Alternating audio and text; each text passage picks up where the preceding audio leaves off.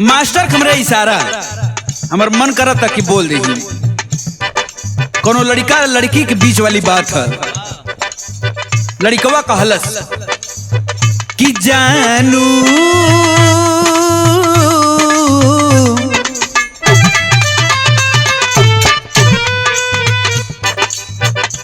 जानू एही लिबाज में हमरा से मिले रही है।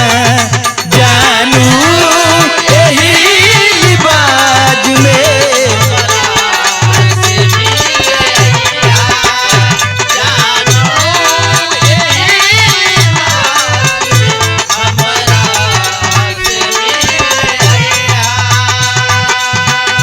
जौना में तू ससुरा जई है, जौना में पिया के हो जई है। ए जानू एही रिवाज में हमरा से मिले आई है। ए जानू एही रिवाज में हमरा से मिले आई है। ए जानू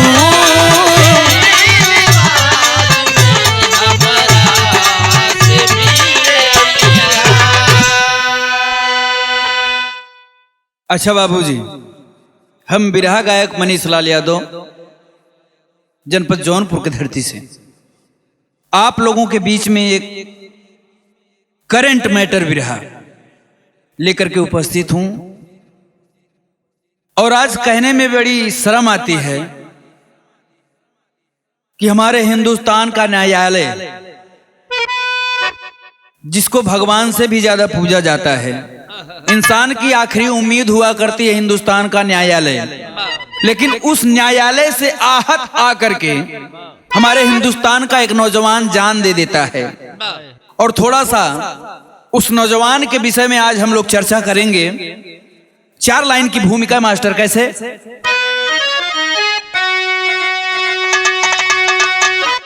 आज लालच के दलदल में मानो फंसा, धन के खातिर ये चैनो यमन बेच दे। देख कर दृश्य खुद शर्मा गया, खींच कर लाश से ये कफन बेच दे। शादी विवाह अब जैसे एक खेल है, जब जी चाहे मिले चाहे जब छोड़ दे। अब खिलौने से सस्ता है दिल दोस्तों, गुरु शरण जब भर जाए तब तोड़ दो।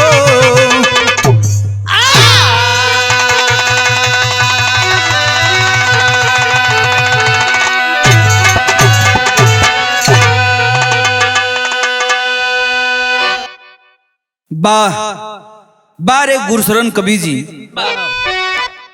आपकी रचना का कोई जोड़ नहीं। आज लालच के दलदल में मानव फंसा, धन के खातिर ये चैनो वमन बेच दे। देख कर दृश्य शर्म को खुद शर्मा गया, खींच कर लाश से ये कफन बेच दे। आज के समय में बाबूजी सबसे बड़ा पैसा ओकरा बाद सब कुछ। बाप बड़ा ना भैया सबसे बड़ा रुपया। यही में कितना रिश्ता खराब हो जात बा। हमरे गुरशरण कवि जी बड़ा बढ़िया चीज लिखलन, बड़ी बढ़िया बड़ी ऊंची बात लिखलन। गजल का लाइन मास्टर,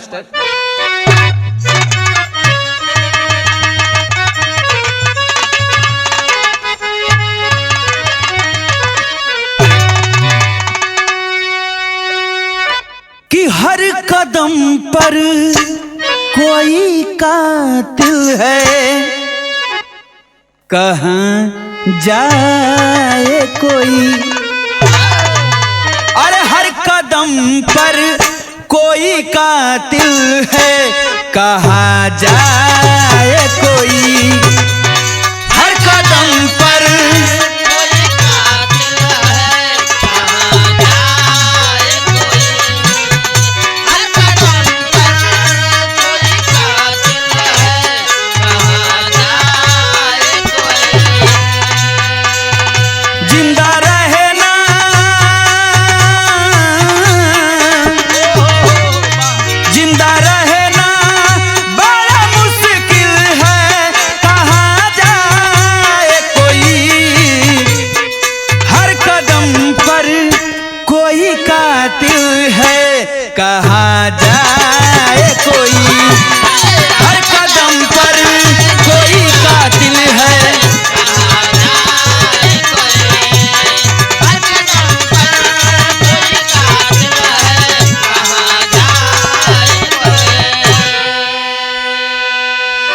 ये हिंदुस्तान का न्यायालय जो है, एक इंसान आस लगा करके बैठा है कि मेरे साथ न्याय होगा, लेकिन हमारे गुरुशरण कबीर जी की कलम क्या इशारा करती मास्टर?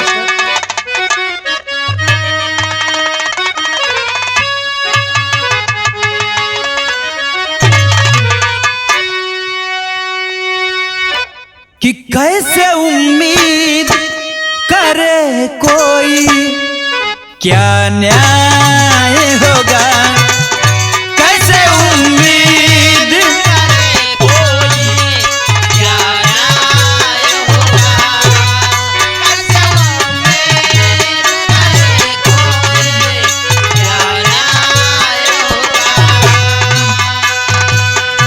न्याय पर भारी जब अन्याय होगा,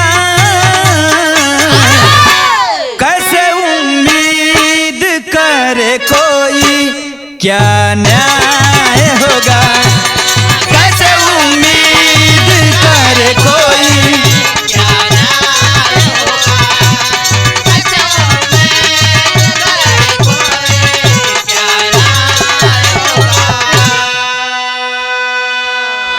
हमारे हिंदुस्तान का कानून कैसा है, कानून व्यवस्था कैसी है? कभी की कलम थोड़ा सा हमारे हिंदुस्तान के कानून के ऊपर इशारा करती है। क्या मास्टर?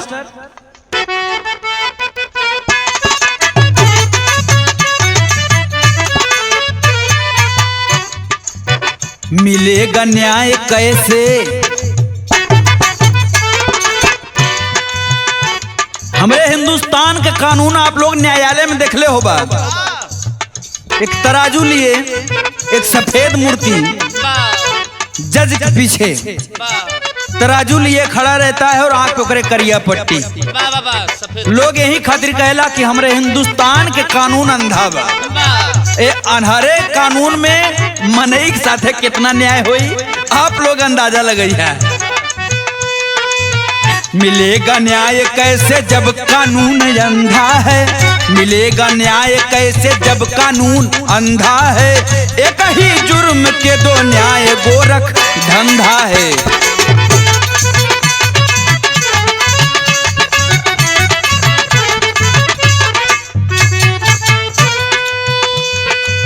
जुबां पे सबके बसी बस यही कहानी है, जुबां पे सबके बसी बस यही कहानी है। अतुल सुभाष सही या गलत नादानी है।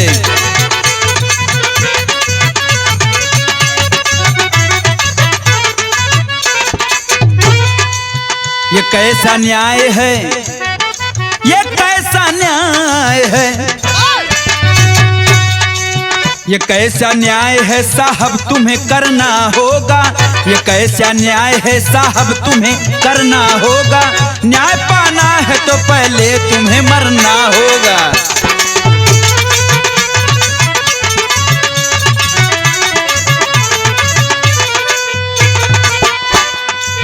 जहां अपराध पुरुष महिलाओं में बांटा जाए, जहां अपराध महिला और पुरुष में बांटा जाए, वही हमारे हिंदुस्तान की धरती है और हमारे हिंदुस्तान का कानून है। जहां नजरिया अलग अलग,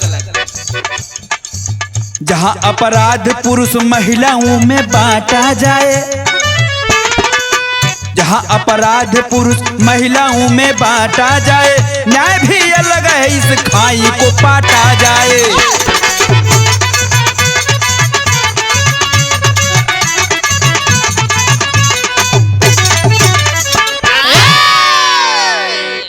यही हमारे बिरहा के शुरुआत बा मास्टर।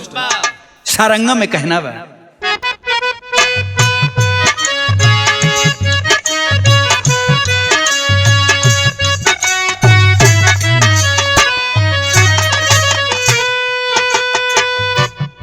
अतुल सुबास साथ वेहयर इन जीनियर हो, वेहयर इन जीनियर हो, रहले बंगलुरु दरम्यान जी।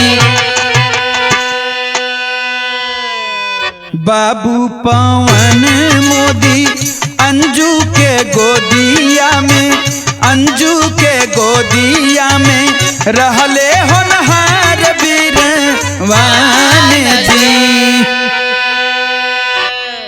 छोटका विकास भाई करे पढ़ैया हो, करे पढ़ैया हो, रक्षक रहे भगवान जी। निकिता से ऑनलाइन लड़ली नजरिया हो, लड़ली नजरिया हो, भैले विवाह श्रीमान जी। आजकल सोशल मीडिया पे बस एक ही खबर दिखाई जा रही है बाबू, जिस नौजवान का नाम अतुल सुभाष, सॉफ्टवेयर इंजीनियर नौजवान, बेंगलुरु में किसी बड़ी कंपनी में काम करता है और जिसकी तनख्वाह कम से कम नहीं तो 1.5 लाख रुपए। नौजवान की इच्छा है कि मेरी शादी अगर हो तो किसी पढ़ी लिखी और नौकरी करती हुई लड़की से हो, वो लड़की भी सफल हो जिससे मेरी शादी हो। इंजीनियर साहब के दिमाग में यह चलत बा, रोज इंटरनेट पे सर्च करें, ऑनलाइन एको वेबसाइट पे इनके एक लड़की का पूरा जीवन परिचय मिला जिसका नाम बताया गया निकिता सिंघानिया। नैनाचार भइल, यही से धीरे धीरे कहानी बढ़े लगल। जब कहानी बढ़े लगल है बाबू, तो परिवार के खुशहाली एक तरफ बा और अतुल सुभाष के खुशहाली एक तरफ बा। जिस लहजे में मैं हूं उसी लहजे में हमारी पत्नी भी हो। ख्वाहिश बड़ी बड़ी यार बा। धीरे धीरे ऑनलाइन, आजकल तो सिस्टम में कुल बदल गया बा। आज ऑनलाइन का जमाना है, फेसबुक, व्हाट्सएप, इंटरनेट के माध्यम से लोग एक दूसरे से बातें कर रहे हैं।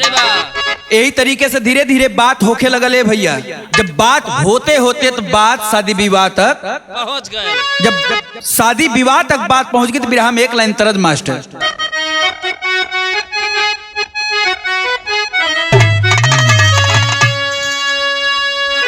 कोनो लड़का कोनो लड़की से कहे कि मारे के बाद गोली बंदूक से मार दा, तलवार चाकू से मार दा, लेकिन है नजर के बाण से मत मारा। कौन भाव में कहलस,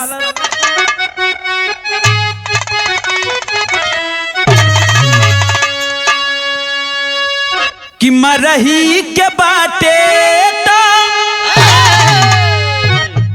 कि अरे मरही के बाटे तो मार दा न जान से, कहे के मुआवेलू, कहे के मुआवेलू नजरिया के बान से, कहे के मुआवेलू नजरिया के बान से, कहे के मुआवेलू नजरिया के बान से। जौनपुर के रहे वाली लड़की निकिता सिंघानिया, अतुल सुभाष और निकिता के जब घंटों घंटा ऑनलाइन बात होके लगल, बात शादी विवाह तक पहुंचल, तो जब विवाह के डेट धराइल दिसंबर 2021 में विवाह के दिन रखा गल, तो ओकरे बात का भल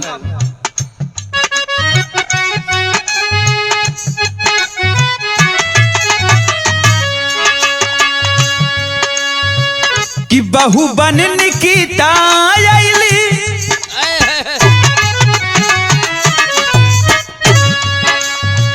बहू बन निकिता आइली, खुशी न समात हो, पूरा सपनवा भा, पूरा सपनवा भा, सुहाग वाली रात हो, पूरा सपनवा भा,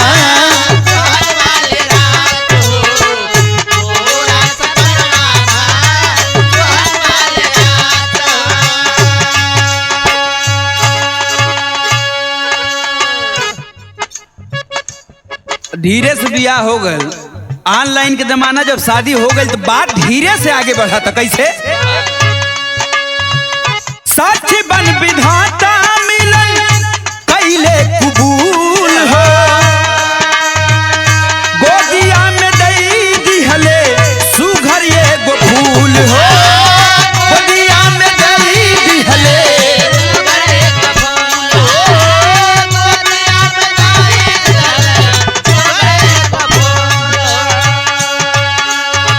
भैले खुशहाली भैले भैले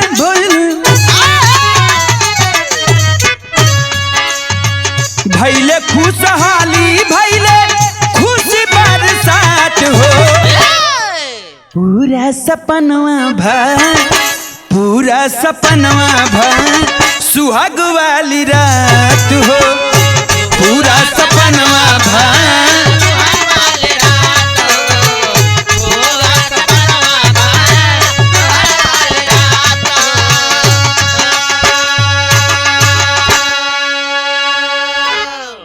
धीरे धीरे बात दोनों परिवार के बीच पहुंचाई जाती है। बाबूजी, यार निकिता के परिवार वालन के भी सपना है कि कोनो पढ़ा लिखा नौजवान नौकरी करे वाला लड़का होवे के चाहिए, जोने से मेरे बिटिया के बियाह हो।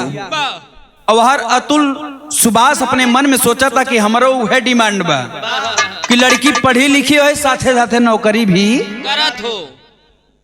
तो नौकरी वाली लड़की पा करके धीरे से 7 फेरा लेकर के जीवन की शुरुआत करते हैं। बाबूजी, धीरे धीरे समय बीते लगल। जब धीरे धीरे समय बीते लगल, अतुल सुभाष और निकिता के गोद में एगो लड़का के जन्म भइल। बड़ा सुंदर बा और परिवार बड़ा खुशहाली में बा। और दोनों निकिता और सुभाष बेंगलुरु शहर में एक फ्लैट में रहा करते थे। बाबूजी, और दुनिया की जो सबसे बड़ी उपलब्धि, जो सबसे बड़ा व्यवस्था होवे के चाहिए, वो सारी व्यवस्था अपने पत्नी के अतुल सुभाष देवत हवन। नौकरानी आवत, खाना बनाए के जाता, कपड़ा धोवता, लड़का खिलावे वाली अलगे से आवता। तो इतना सारी फैसिलिटी देहले के बाद अब निकिता धीरे धीरे 2-3 साल के समय बीतल तो अतुल सुभाष के ऊपर क्लेम लगावा था कि ए जी अब रहुआ हमरा से प्यार उतना ना करें जितना पहले करत रहनी है। अतुल सुभाष कहलस समय हो और समय के हिसाब से आदमी के ढल जाए के चाहिए। बिरहा में एक लाइन तरज मास्टर,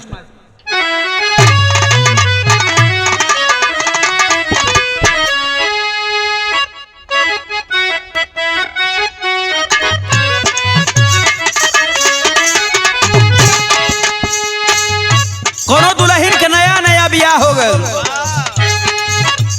जब ससुरा से लौट के अपने घरे आई तो अपने भौजैया से बतावता कि हमारे साथ तो बड़ा गद्दारी भयल बा। भौजैया कलश कौन गद्दारी बारे पगली, तो ऊ बेचारी बतावता कहलस कि हम बानी सतरा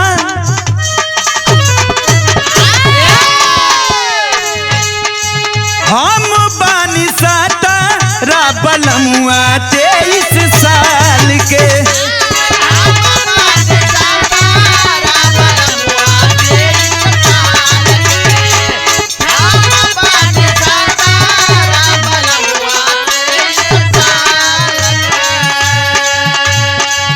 भौजी रे जिंदगिया राखी खतरा में डाल के।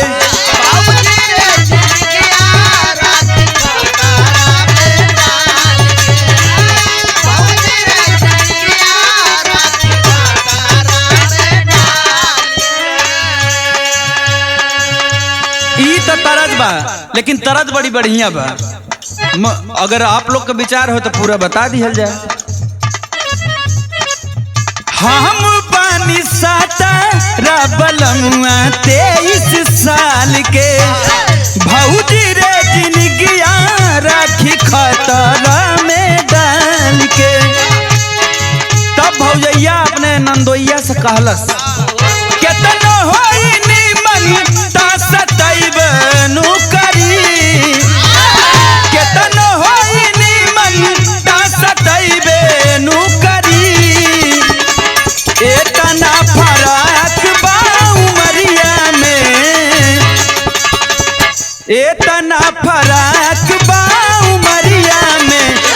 कमरिया ता दुखैबे नु करी।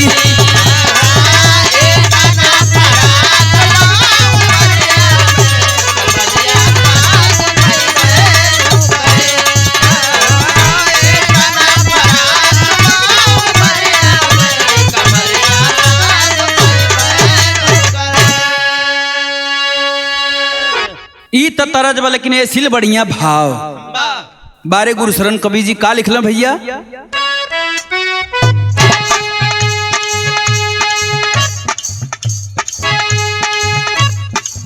दिन बीत धीरे धीरे घटे लागल प्यार हो। दिन बीत धीरे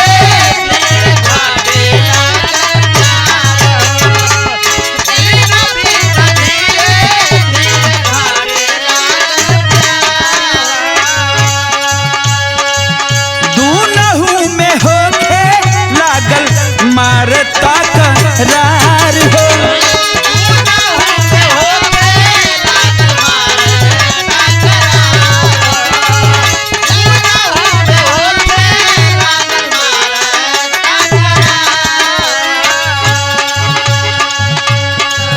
दिन बीत धीरे धीरे घटे लागल प्यार हो।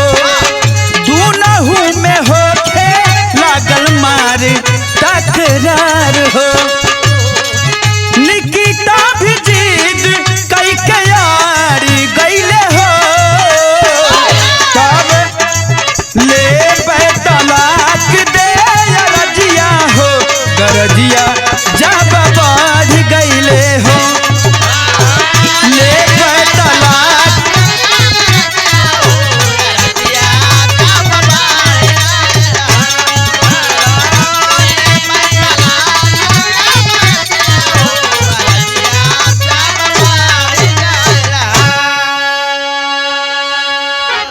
धीरे धीरे बाबूजी अतुल सुभाष अपनी ड्यूटी से लौट करके आता है। थका हारा बेचारा जा करके बिस्तर पे लेट जाता है। लेकिन यार निकिता कि मौका मिला था, जब मौका मिलल आज नहीं काल 10 दिन बाद एक प्रस्ताव अतुल के सामने रखती है कि ये तरीके से अब ना चल पाई, हमके तलाक चाहिए, हम तो सी संतुष्ट नहीं।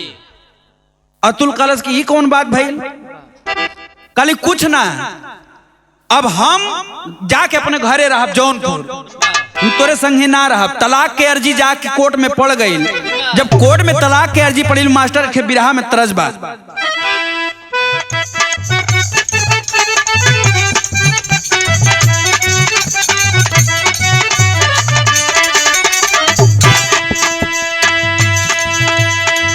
गईला जब से बाहर याद आवे बार बार हो। चिड़ैया बन के उड़ी गईले।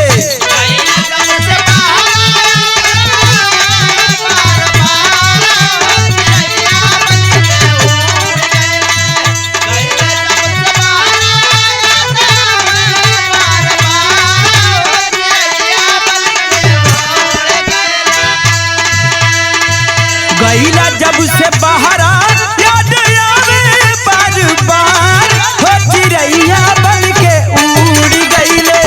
सैया जी हमार हो।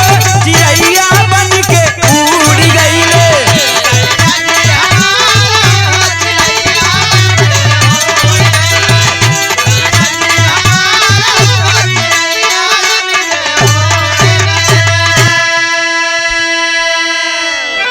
ए भैया ई तो तरज बा, लेकिन ऐसी बढ़िया भाव।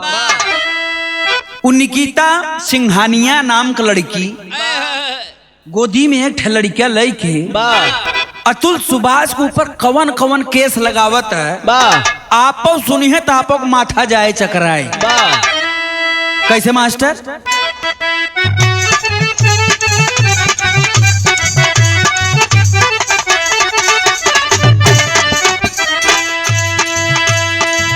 कोर्ट में दहेज के मुकदमा चलत बा हो। सुभाष सोचे मनवा में।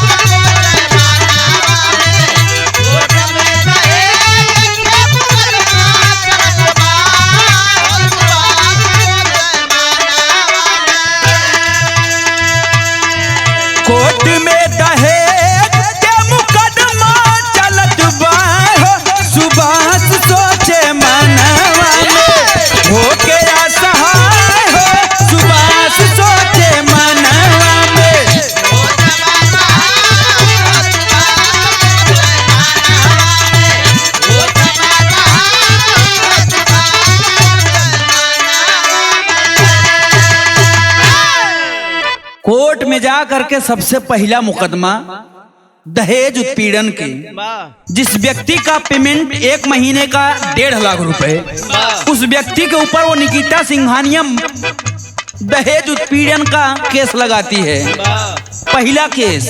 अभी कितना केस लगी वो सुनत जा लोग।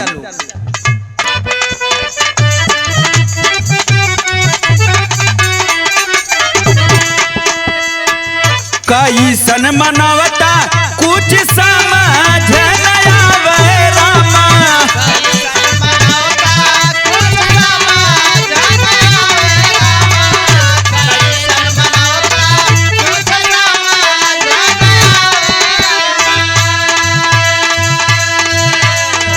$15 लाख हमसे लइके हम के फसावे रामा,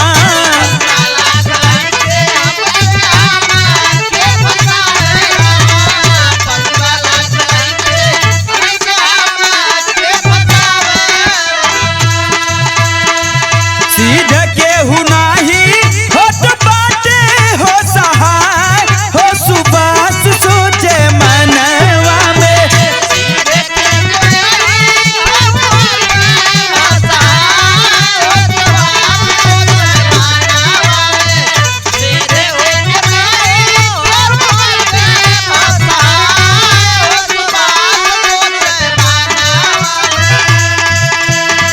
सीधे केहू नाही होत बाटे हो सहाय, हो सुबास सोचे मनवा में, होई के सहाय हो सुबास सोचे मनवा में।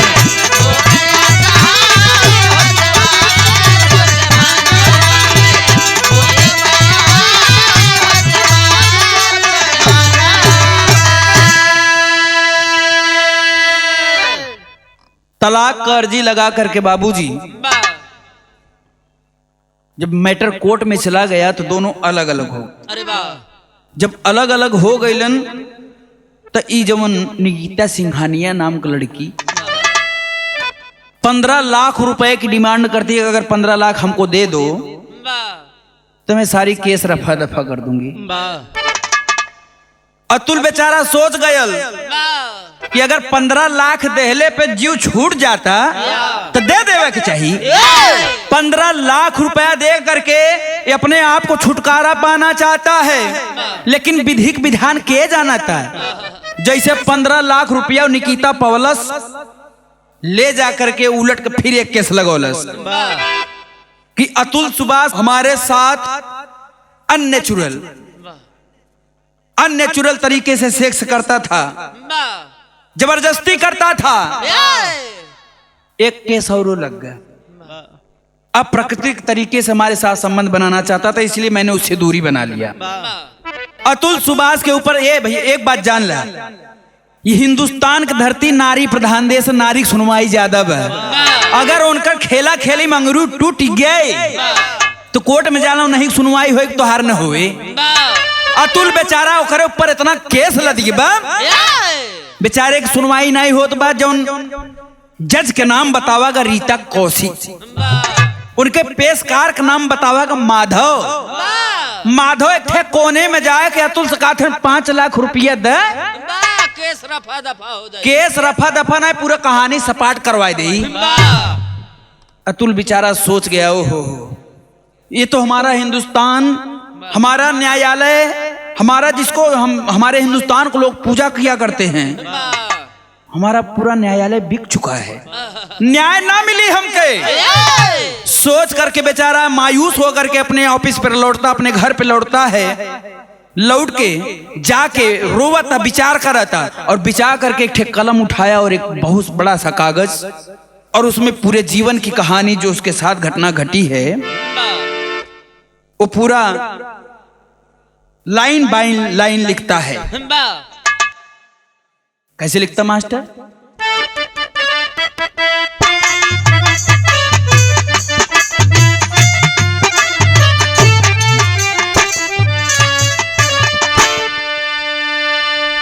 कि नफरत की दुनिया को छोड़कर प्यार की दुनिया में खुश रहना मेरे यार।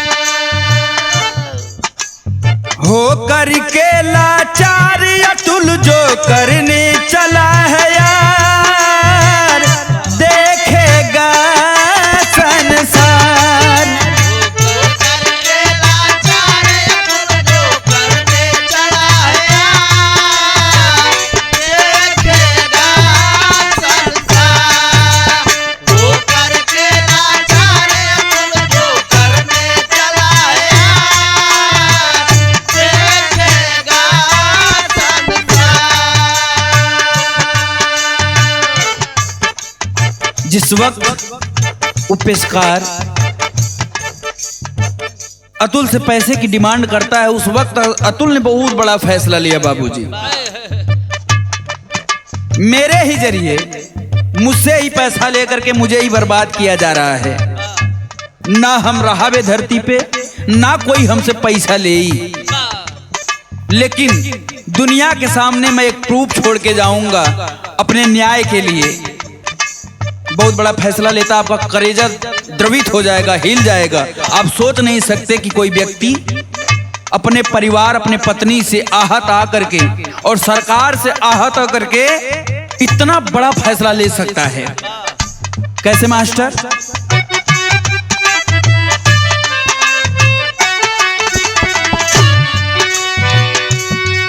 24 पेज की एक अर्जी लिख डाला है, 24 पेज की एक अर्जी लिख डाला है, 24 पेज की एक अर्जी लिख डाला है।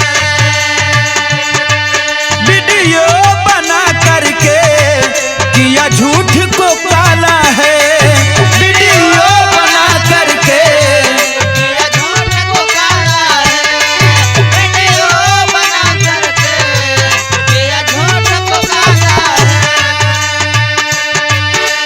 कैसा ये कानून है अंधा झूठों की बाजार देखेगा संसार। ऐसा है कानून अंधा झूठों की बाजार देखेगा संसार। ऐसा है कानून अंधा झूठों की बाजार देखेगा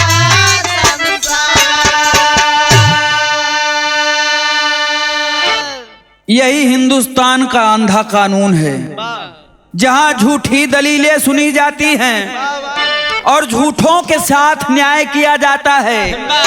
और एक नौजवान अंदर ही आत्मा, उसका अंदर अंदर आत्मा टूट जाती है और गलत फैसला लेकर के बैठ जाता है। और अंत में क्या होता है बाबूजी? ये अपना जान दे देता है। 24 पेज लेकर के बैठता अतुल, अपने जितनी सारी घटनाएं, पूर्व घटनाएं हैं, जितना अनहोनी है, जितना उसे सताया गया है, उस पेज में लिख करके विधिवत एक वीडियो 1 घंटा 21 मिनट 48 सेकंड का एक वीडियो भी बनाता है वो लड़का। और उस वीडियो में पूरी आप बीती बताता कि मेरे साथ क्या हुआ। अब जीने की कोई इच्छा नहीं रही। तेरी में कहना बा मास्टर,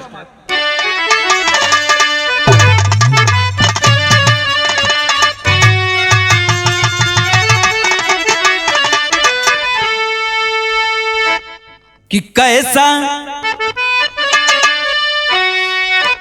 अंधा कानून हो गया। अरे कैसा अंधा कानून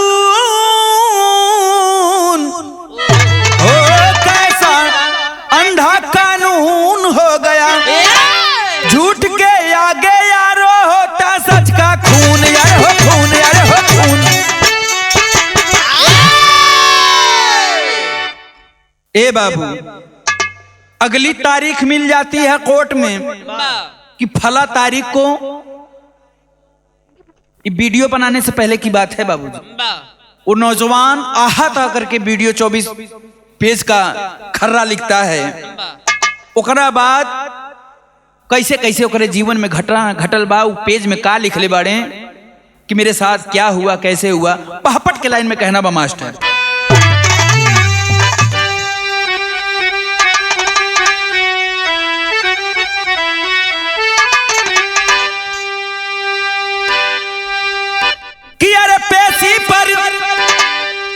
पेशी पर जब आए नीच नगिनिया वही डैनिया हो।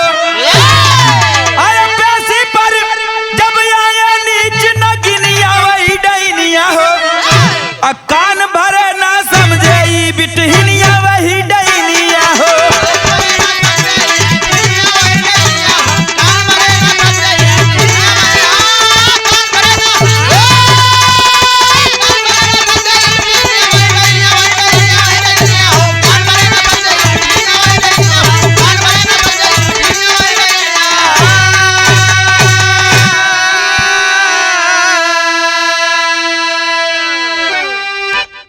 80,000 एक माह के मांगत बाय गुजारा हो। 3 करोड़ गुजारा देबा तब पैबा छुटकारा हो। अरे बचबा ना तू केतनो करा जतनिया ई ना गिनिया हो।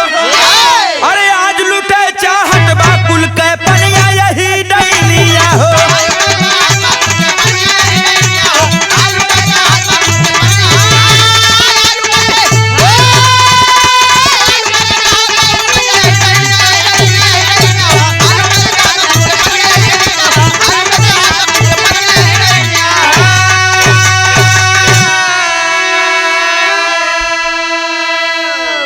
आज के समय में बाबूजी सोशल मीडिया पे बस एक ही चीज दिखाई जा रही है।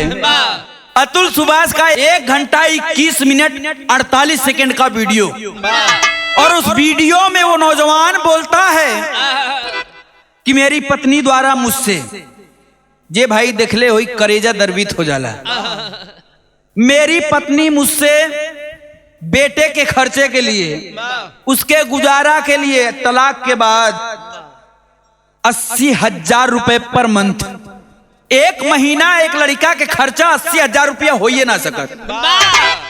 अब तो सोच ला, आप लोग खुद विचार करिए कि कोई नौजवान ऐसे ही गलत कदम नहीं उठा लेता। उसकी पत्नी निकिता वो कोर्ट में जाकर के जज के सामने कहती कि मेरे बेटे का खर्चा एक महीने का 80,000, 40,000 रुपए उसके बीमारी का खर्चा और 40,000 ओकर मेंटेनेंस के, माने कपड़ा लत्ता ओकर एटीज पेटीज, और साथ ही साथ अगर हमसे छुटकारा पाना चाहते हैं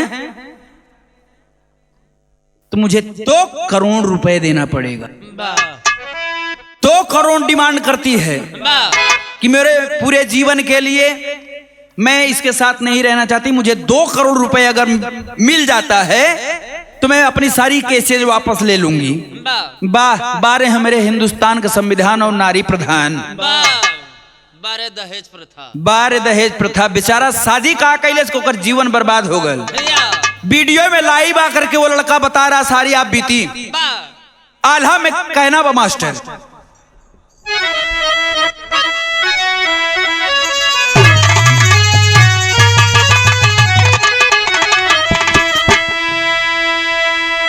जब पानीदार मरद बा घुट घुट के ना जी, या तो जान दे दी या तो जान ले ली। वाह, कि घुट घुट के जियल नहीं, अरे घुट घुट के जियल नहीं ठीक होला जग में बाबू।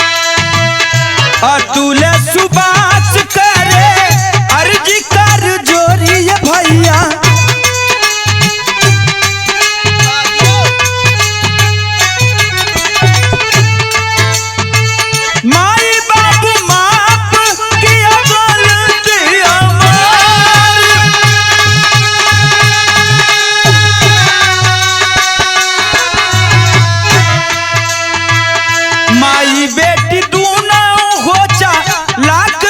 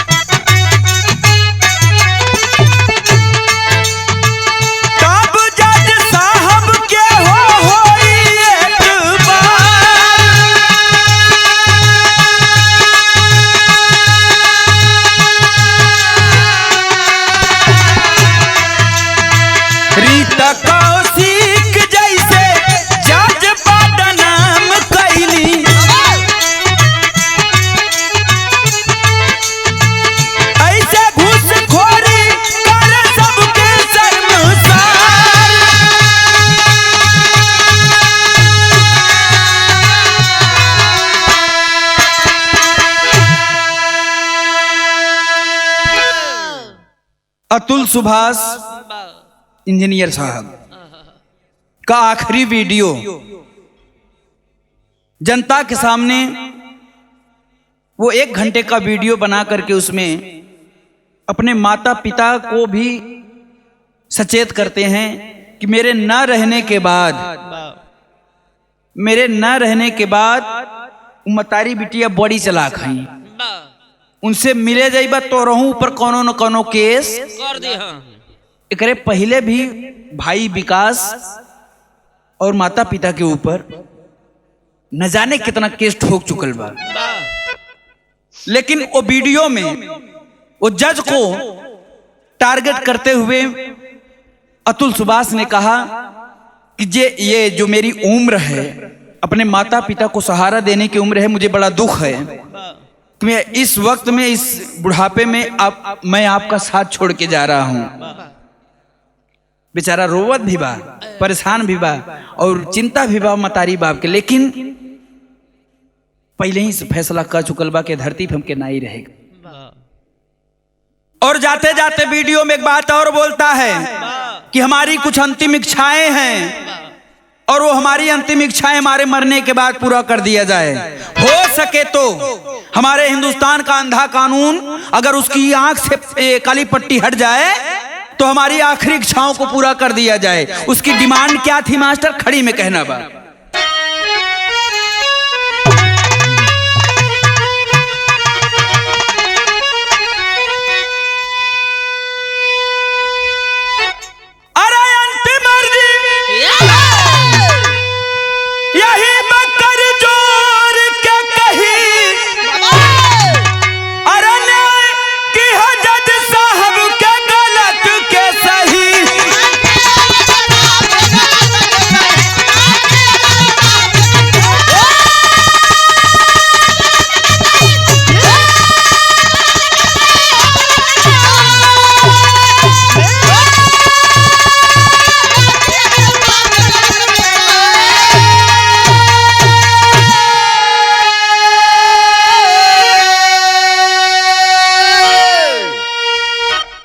पहली अंतिम इच्छा,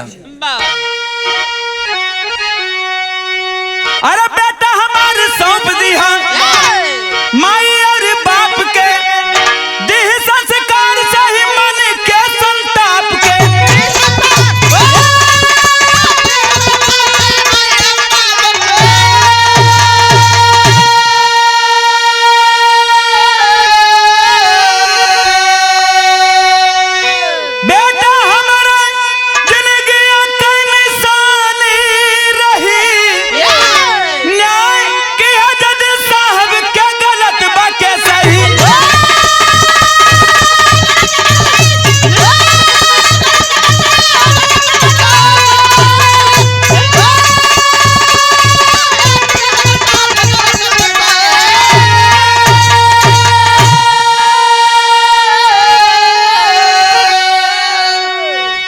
उस नौजवान की अंतिम इच्छाएं थी कि मेरे मरने के बाद मेरी अस्थियों को, मेरी शरीर को मेरी पत्नी निकिता सिंघानिया न छूने पाए।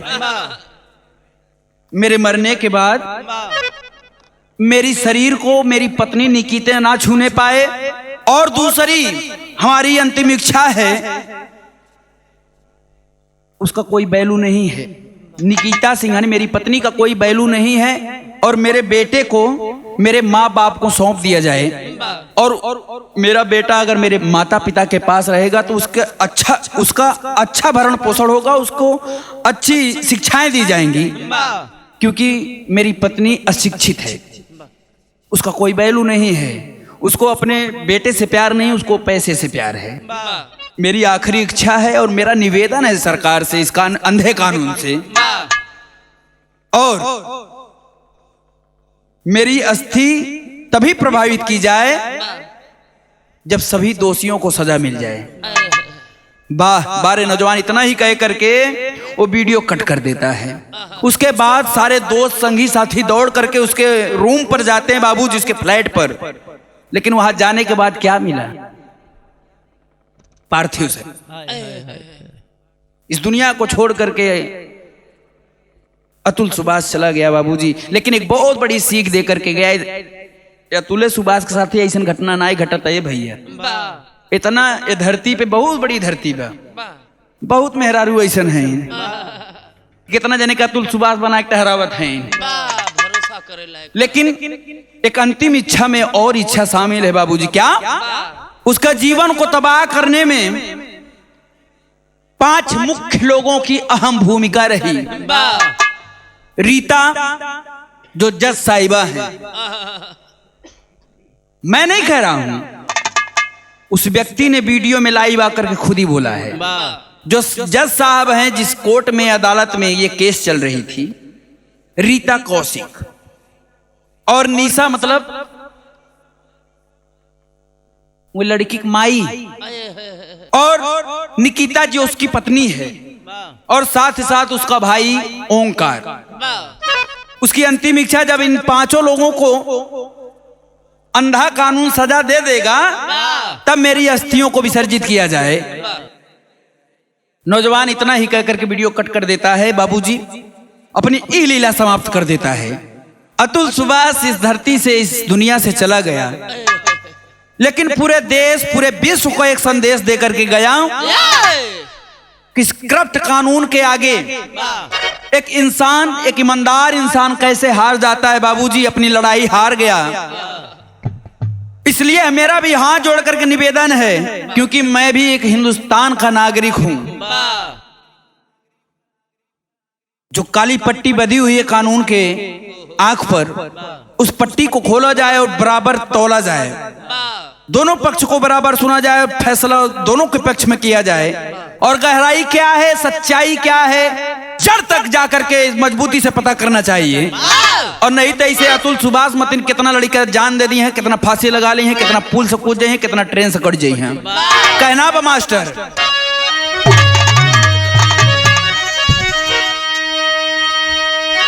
गुरु प्यारी गुरु गणेश गुरु रामलाल मोर बाका, स्वर्ग बसे चंद्रिका कवि बच्चन के विजय पटा।